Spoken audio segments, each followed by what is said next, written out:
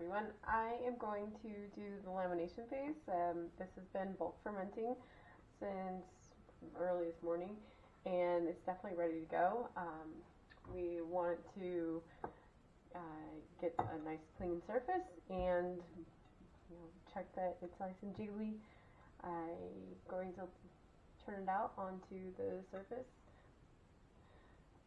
Now, some people get enough tension when they just do the stretch and folds and coil folds, but I just really like how it turns out with the actual lamination being done. And another fun thing is during lamination phase you can add flavors, like do a cheddar jalapeno or do rosemary, all kinds of good stuff like that. You'll want a nice big area to do this in because it stretches out pretty far. And if you have made pizza dough before, it's a similar process, right? So just going to gently start wiggling it out. We want to be careful not to tear it, right? So just start gently taking away from the counter and just gently pull it.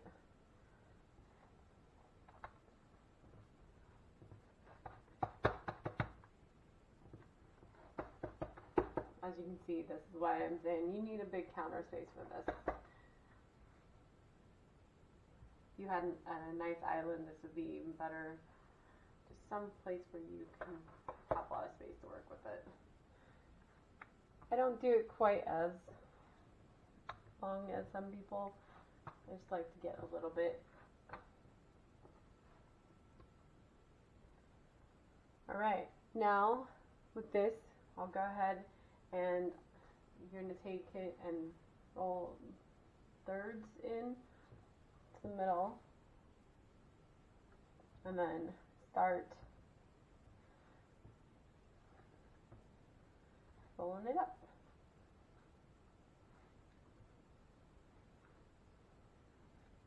And then voila.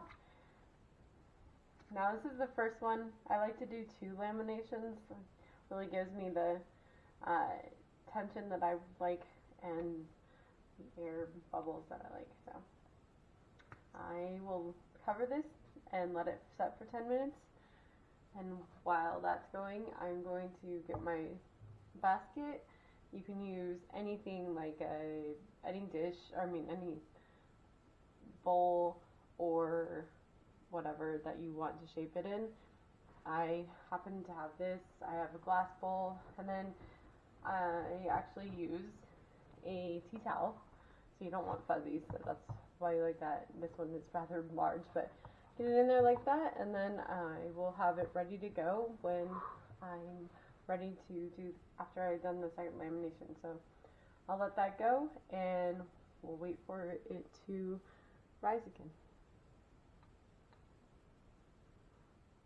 Okay, let this sit for about 10 minutes or so, anywhere from 10 to 30 is fine, just to let it rest a little bit. And I'm going to take the towel off that I had covering it, and now I'm just going to do the same thing where I'm going to stretch it out a little bit. Remember, be gentle, don't tear it. Just trying to get any loose dough to be stretched out. And then just going to go ahead and you'll notice I didn't stretch it too much, right? Because it's got a lot of tension now. So I don't need to stretch it very much on that second one.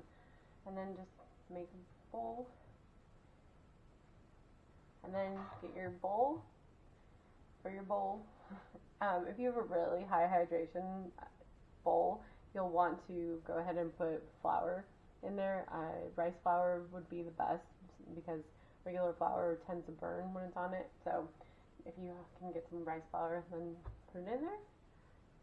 And cover it up, and then it goes in the fridge for 12 hours to 48 hours, whatever. Easy sourdough bread making really is. This is just one of the steps, and while this sat all day and I had a couple of interactions with it, this is the most intensive part, and it really isn't. If you watch my other video with the whole thing, you'll see just how easy it is to get this done and to have wonderful bread your friends and family will love, and it just tastes so great. So enjoy, and I will do a couple of the other steps as well in other videos to show you a little more depth in the process. Okay, now that my dough has been in the fridge overnight, I have my parchment paper, and we'll go ahead and get the dough out. Looks like this. I just take that, make it tight, and then flip it out.